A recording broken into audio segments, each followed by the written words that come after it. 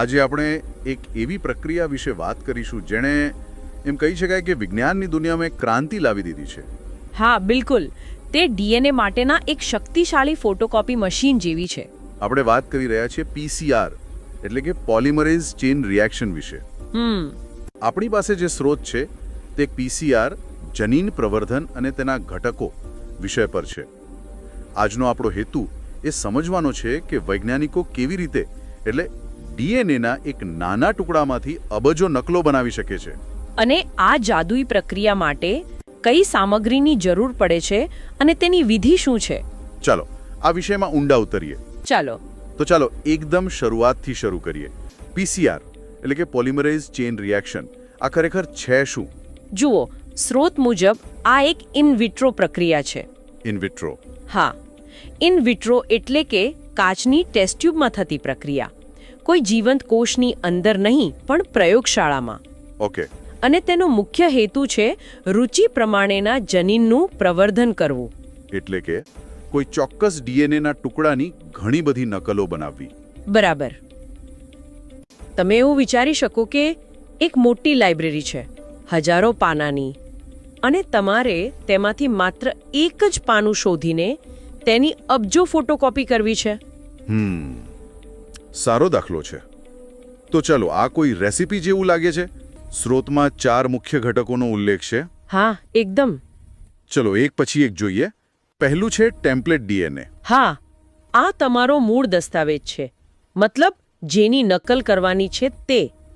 એમાં જ લક્ષ્ય ડીએનએ આવેલો હોય છે. આપણો રસનો જનીન? સાચું. ઓકે. બીજું છે પ્રાઇમર. સ્ત્રોત કહે છે કે તે નાના રાસાયણિક સંશ્લેષિત ઓલિગોન્યુક્લિયોટાઇડ છે. સરળ શબ્દોમાં આનો અર્થ શું થાય? હા, આ શબ્દ થોડો અઘરો છે, પણ અહીં જ રસપ્રદ વાત છે. પ્રાઇમર એટલે સમજો કે બુકમાર્ક જેવું કામ કરે છે. બુકમાર્ક? હા, તે ડીએનએના નાના ખાસ પ્રયોગશાળામાં બનાવેલા ટુકડા છે. અને તે શું કરે કે આપણે જે જનીનની નકલ કરવા માંગીએ છીએ તેની શરૂઆત અને અંતના ભાગને શોધી ને ત્યાં ચોંટી જાય છે. અચ્છા, એટલે તે કોપી મશીનને કહે છે કે અહીંથી શરૂ કર અને અહીં પૂરું કર. બિલકુલ. અને એટલા માટે જ તેની 2 સેટની જરૂર પડે છે, એક શરૂઆત માટે અને એક અંત માટે. સમજાઈ ગયું. અને અહીંથી વાત વધુ રસપ્રદ બને છે. ત્રીજો ઘટક ડીએનએ પોલિમરેઝ ઉત્સેચક અને ખાસ કરીને ટેક પોલિમરેઝ. સ્ત્રોત કહે છે કે આ થર્મસ એક્વેટિક્સ નામના બેક્ટેરિયામાંથી લેવામાં આવે છે. આ ખાસ બેક્ટેરિયા જ કેમ? આખી પ્રક્રિયાનો મુખ્ય આધાર જ આ છે. આ ઉત્સેચક આપણું કોપી મશીન છે. અને થર્મસ એક્વેટિક્સ બેક્ટેરિયા એ ગરમ પાણીના જરામાં રહે છે. ગરમ પાણીના જરામાં? હા, તેથી તેનો આ પોલિમરેઝ ઉત્સેચક થર્મોસ્ટેબલ હોય છે. થર્મોસ્ટેબલ એટલે કે ગરમી સહન કરી શકે એવો. એકદમ. તે ખૂબ ઊંચા તાપમાનમાં પણ કામ કરી શકે છે. આપણે આગળ જોઈશું એમ પીસીઆર પ્રક્રિયામાં વારંવાર તાપમાન વધારવા ઘટાડવામાં આવે છે. હા, જેમાં સામાન્ય ઉત્સેચક તો નાશ પામે, પણ આ ટેક પોલિમરેઝ એ દરેક ચક્રમાં સક્રિય રહે છે. શું વાત છે! આ તો ખરેખર ક્રાંતિકારી શોધ કહેવાય. ચોક્કસ. અને છેલ્લો ઘટક ડીએનટીપીઝ. સ્ત્રોત તેમને ડીએનએના બાંધકામના બિલ્ડિંગ બ્લોક્સ કહે છે. બરાબર. જો ટેક પોલિમરેઝ મશીન હોય તો ડીએનટીપીઝ તેની શાહી કે ટોનર છે. ઓકે, શાહી. હા, આ એ જ મૂળભૂત એકમો છે, એ, ટી, સી અને જી, જેનો ઉપયોગ કરીને પેલું મશીન એટલે કે ટેક પોલિમરેઝ નવી ડીએનએ શૃંખલા બનાવે છે. તો આપણી પાસે બધી સામગ્રી તૈયાર છે. મૂળ ડીએનએ, બુકમાર્ક્સ, એક ગરમી પ્રતિરોધક કોપી મશીન અને ભરપૂર શાહી. હવે આ પ્રક્રિયા કામ કેવી રીતે કરે છે? સ્ત્રોત તેને 3 ચરણના એક ચક્રમાં વહેંચે છે. પહેલું ચરણ વિનિસર્ગીકરણ. ડીનેચુરેશન. આ ખૂબ ઊંચા તાપમાને થાય છે, લગભગ 94 થી 98 ડિગ્રી સેલ્સિયસ. બાપરે, આ તો બહુ ગરમ થયું. હા, અને આ ગરમી શું કરે છે કે ડીએનએની બેવડી શૃંખલાને તોડીને 2 અલગ અલગ સિંગલ સ્ટ્રેન્ડ બનાવે છે. એટલે કે જાણે આપણે પુસ્તકનું પાનું ખોલી રહ્યા હોઈએ. બરાબર. આનાથી લક્ષ્ય ડીએનએ નકલ કરવા માટે ખુલ્લો પડી જાય છે. ઓકે.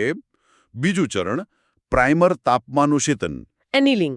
જે 50 થી 65 ડિગ્રી જેવા ઠંડા તાપમાને થાય છે. હા, જો આપણે આને મોટા ચિત્ર સાથે જોડીએ તો એકવાર ડીએનએની શૃંખલાઓ અલગ થઈ જાય પછી તાપમાન ઘટાડવામાં આવે છે જેથી પ્રાઇમર એટલે કે આપણા બુકમાર્ક તેમની પૂરક જગ્યાએ જોડાઈ શકે. તે લક્ષ્ય જનીનની શરૂઆત અને અંતમાં ચોંટી જાય છે. અચ્છા. અને પછી છેલ્લું ચરણ પ્રાઇમરનું વિસ્તૃતીકરણ એક્સટેન્શન. જે 72 ડિગ્રી સેલ્સિયસ પર થાય છે. હા, અને આ તાપમાન આપણા ખાસ ટેક પોલિમરેઝ ઉત્સેચક માટે શ્રેષ્ઠ છે. એકદમ પરફેક્ટ. એનું ફેવરિટ તાપમાન. હા, કહી શકાય. તે પ્રાઇમર સાથે જોડાય છે અને એક પછી એક ડીએનટીપીઝ એટલે કે પેલા બિલ્ડિંગ બ્લોક્સ ઉમેરીને નવી ડીએનએ શૃંખલા બનાવવાનું શરૂ કરે છે. અને બસ આ રીતે એક ચક્રમાં નકલ બનાવવાની પ્રક્રિયા પૂર્ણ થાય છે. તો આ થયું એક ચક્ર. પણ આનો જાદુ તો તેને વારંવાર પુનરાવર્તિત કરવામાં છે, ખરું ને? બિલકુલ. આ પ્રક્રિયાની ખરી શક્તિ તેના પુનરાવર્તનમાં જ છે. કેવી રીતે?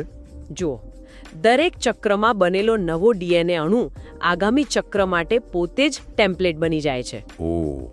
તેથી નકલોની સંખ્યા ઘાતાંકીય રીતે વધે છે. એટલે કે એક ચક્ર પછી 2 નકલ, 2 પછી 4, 3 પછી 8 એમ. હા. 4 પછી 16 અને એમ આગળ વધતું જ રહે છે. અને સ્રોત એક આશ્ચર્યજનક આંકડો આપે છે. ઘણા ચક્રો પછી ડીએનએના એક ટુકડામાંથી લગભગ 1 અબજ નકલો બની શકે છે. 1 બિલિયન? 1 billion copy. તો આ બધાનો અર્થ એ થયો કે આ એક અત્યંત શક્તિશાળી પ્રવર્ધન સાધન છે. ચોક્કસ. અને સ્રોત એ પણ ઉલ્લેખ કરે છે કે આ પ્રવર્ધિત ખંડોને પછી વાહક સાથે જોડીને ક્લોનિંગ માટે પણ વાપરી શકાય છે. જે એપ્લિકેશનની એક નવી દુનિયા ખોલે છે. બિલકુલ. ચાલો તો આખી ચર્ચાને ટૂંકમાં સમજીએ. પીસીઆર એ એક લેબ ટેકનિક છે. હા. જે ગરમી પ્રતિરોધક ઉત્સેચક એટલે કે ટેક પોલિમરેઝ, પ્રાઇમર અને ડીએનએના બિલ્ડિંગ બ્લોક્સનો ઉપયોગ કરે છે. અને વારંવાર ગરમી અને ઠંડીના ચક્રો દ્વારા એક ચોક્કસ ડીએનએ ખંડની અબજો નકલો બનાવે છે. સાચી વાત. આ મોલિક્યુલર બાયોલોજીનું એક મૂળભૂત સાધન છે. તે એક મોલિક્યુલર ફોટોકોપી મશીન તરીકે કામ કરે છે જે અત્યંત ઓછી માત્રામાં ઉપલબ્ધ ડીએનએને કામમાં લઈ શકાય તેટલા મોટા જથ્થામાં ફેરવી દે છે. બરાબર કહ્યું.